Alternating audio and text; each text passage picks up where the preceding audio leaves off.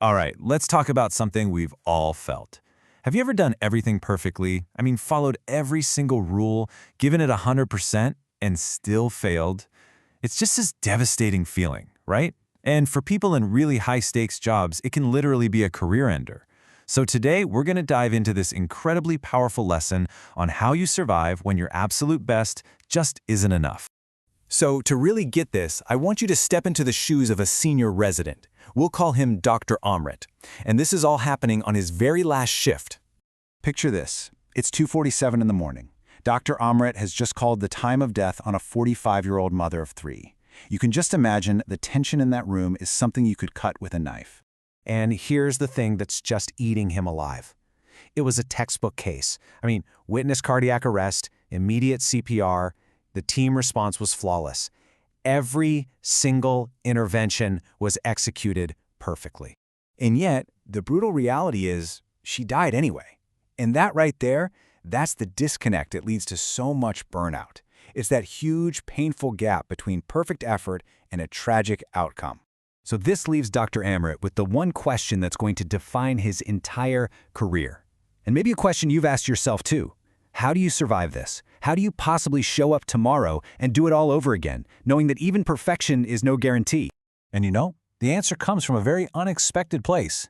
His mentor, a guy named Dr. SB, he doesn't give him some cheesy pep talk. Nope. Instead, he shares this piece of ancient wisdom from the Bhagavad Gita that offers a real path to liberation.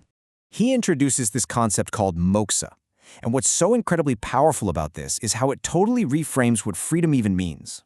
See, moksa isn't about escaping your duties. Not at all. It's about finding freedom within them by completely changing your relationship to the results. So here's the absolute core of it, the main distinction. Your duty, the part you actually control, is your action, your commitment, your effort. That's your lane.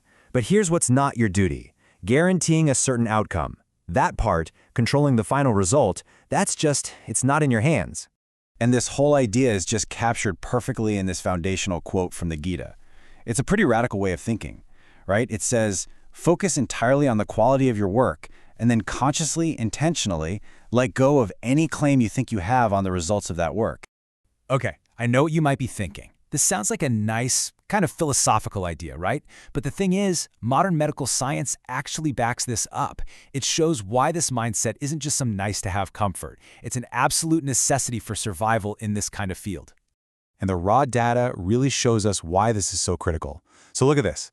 For cardiac arrests that happen outside of a hospital, even with perfect care, only about 40% of patients even get their pulse back.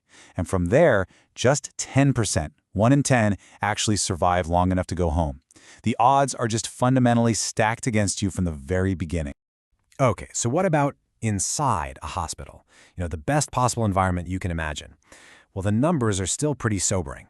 About 45% might get a pulse back, but still, less than a quarter actually make it out alive. The data just proves it. Death is a very common outcome, even when the medical care is absolutely flawless. And this, right here, just brilliantly illustrates the whole point.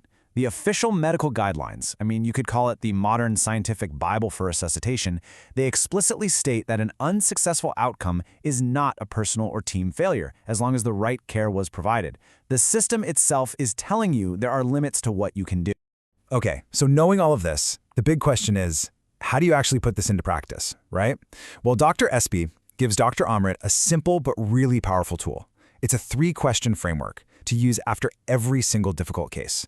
It goes like this. First, you ask yourself, did I perform my duty with excellence? This brings the focus right back to your actions, the part you control.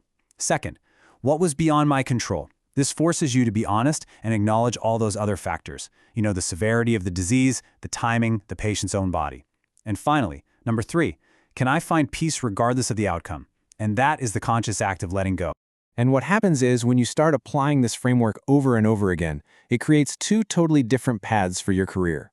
It really becomes a choice between burnout on one side and genuine long-term sustainability on the other. Just look at the contrast. You've got position A, who's totally attached to the outcome. So when a patient dies, they think, I failed. I'm not good enough. And that leads straight to guilt, obsession, and eventually burnout. But then you have position B, the liberated one. They focus on their duty. Now, they can still feel grief for the loss, of course, but they separate it from personal failure. And that separation is what allows them to learn, to grow, and to come back tomorrow ready to do it all again. And really, this brings the question right back to every single one of us, no matter what we do for a living. We all have parts of our lives where we pour in our absolute best effort. So I want to leave you with this question to think about. In your own life, what is the duty that you control, and what is the outcome that you must learn to release?